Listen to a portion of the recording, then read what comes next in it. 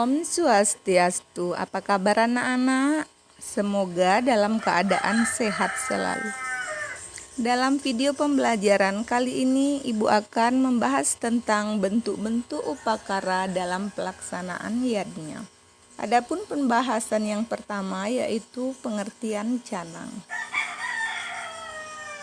Canang berasal dari bahasa Kawi, dari akar kata can yang artinya indah, nang artinya tujuan. Canang merupakan simbol keindahan. Walaupun tampaknya sederhana, unsur-unsur canang sangatlah lengkap. Pembuatan canang termuat dalam kitab suci Bhagavad Gita 9 Sloka 26 yang terdiri dari Patram, Puspam, Palam, Toyam, dan Yomi. Hakikat sebuah canang adalah mempersembahkan sesuatu yang terindah ke hadapan Sang Hyang Paramekawi. Seberapa besar pun banten atau sesaji belumlah lengkap atau sempurna apabila belum diisi canang.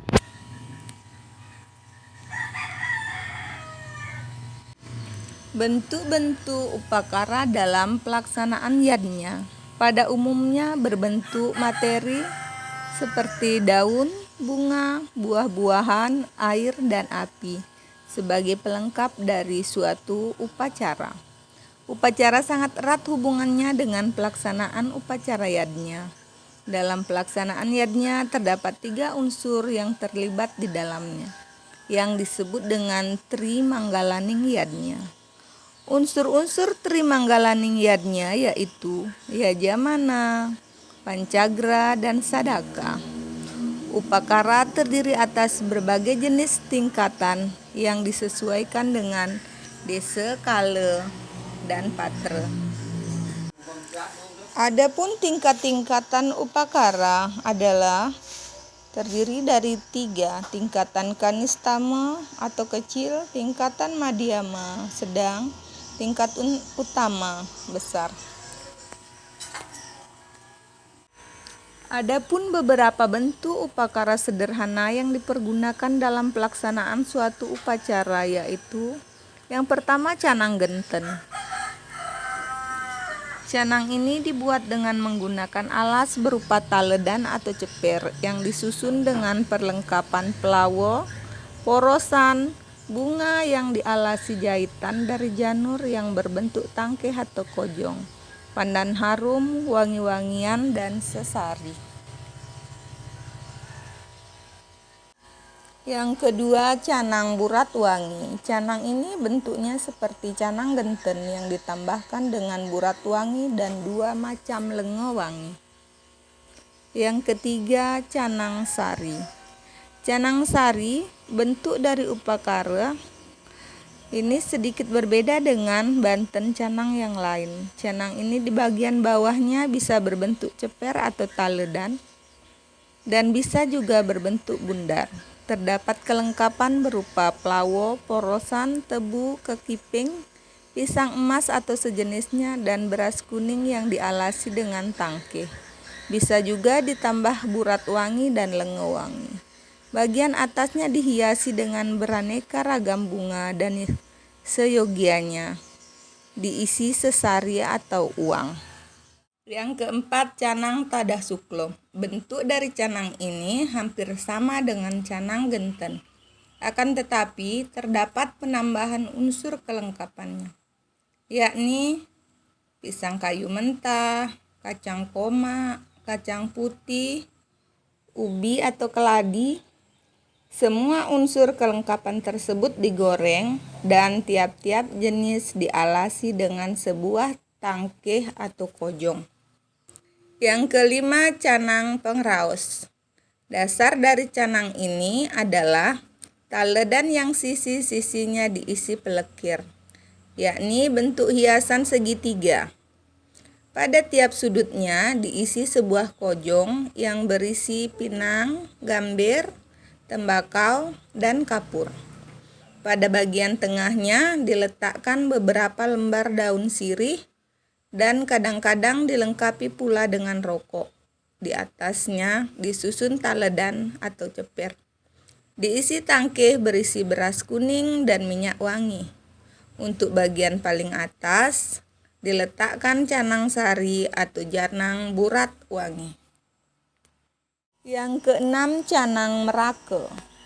Alas canang merake menggunakan sebuah ceper atau tamas yang diisi tebu, pisang, dan buah-buahan lainnya. Berisi pula beberapa jenis jajan dan sebuah sampian yang disebut dengan Sri Kekitwi. Dibuat dari janur berbentuk kojong, diisi pelawo, porosan, serta bunga. Yang ketujuh, canang rebong. Alas pada canang rebong menggunakan sebuah dulang kecil. Pada bagian tengah dulang dipancangkan sebuah pohon pisang kecil untuk memudahkan penancapan bunga. Bunga yang telah ditusuk dengan lidi disusun melingkari batang pohon pisang. Selanjutnya diisi sesrodan dari janur, bentuk hiasan dari janur yang menggelayut ke bawah di sekitar sisi-sisi dulang. Perlengkapan lainnya adalah beras kuning, air cendana, lengo wangi, burat wangi, dan masing-masing dialasi dengan tangkeh terdiri dari 4 kojong yang berisi tembakau pinang, lekesan yakni 2 lembar daun sirih yang diolesi gambir dan kapur kemudian digulung serta diikat. Yang kedelapan, canang oyodan. Canang ini biasa juga disebut dengan cane tunjang. Merupakan sarana upakarayadnya yang berisi taledan dan dihiasi dengan bunga doren atau plekir. Ini biasanya pada daerah tertentu digunakan pada saat upacara pernikahan, potong gigi, dan ngotonen. Yang kesembilan adalah canang pesucian atau pembersihan. Alas canang pesucian berbentuk ceper dan diisi 7 jenis alat-alat pembersihan, yaitu kekosok putih atau lulur putih merupakan simbol Dewa Brahma. Sisek atau pembersih gigi dibuat dari jajan begino atau renggina yang dibakar hangus yang merupakan simbol dari Dewa Wisnu. Ambuh atau bahas keramas dibuat dari daun kembang sepatu yang disisir. Tepung tawar terbuat dari campuran daun dap-dap, beras, dan kunyit, simbol dari Mahadewa. Wija sesarik terbuat dari beras yang dicuci bersih dan dicampur dengan air cendana. Tetebus dibuat dari benang warna putih atau benang tukelan. Masing-masing bahan dialasi dengan sebuah takir di atasnya diisi canang payasan. Bentuk alasnya tangkeh diisi rangkaian janur yang disebut payasan, dilengkapi dengan pelawo, porosan bunga, dan wewangian. Adapun fungsi upakara dalam kehidupan beragama, upakara atau banten merupakan cetusan hati untuk menyatakan rasa terima kasih baik kehadapan Sang Hyang Widi maupun manifestasinya, sebagai alat konsentrasi dari pikiran kita untuk memuja Sang Hyang Widiwasa, sebagai perwujudan dari Sang Hyang Widi beserta manifestasinya dan juga orang yang akan diupacara. Dapat juga dipergunakan sebagai alat pesucian, misalnya dengan mempergunakan banten prayascita, durmangala, wiyukala, penyeneng, dan penyucian lainnya. Adapun kesimpulan dari materi bentuk-bentuk upakarayadnya ini, yaitu upakara merupakan bagian integral dari kehidupan keagamaan dalam umat Hindu. Melalui upakara, umat Hindu dapat memperkuat hubungan dengan Tuhan, menjaga keseimbangan alam, serta melestarikan nilai-nilai budaya. Upakara tidak hanya sekedar persembahan material, tetapi juga mengandung makna spiritual yang mendalam. Demikianlah video pembelajaran yang dapat Ibu bahas pada kesempatan hari ini. Semoga apa yang telah kalian perhatikan dan pahami dapat bermanfaat untuk kita semua, khususnya generasi Hindu.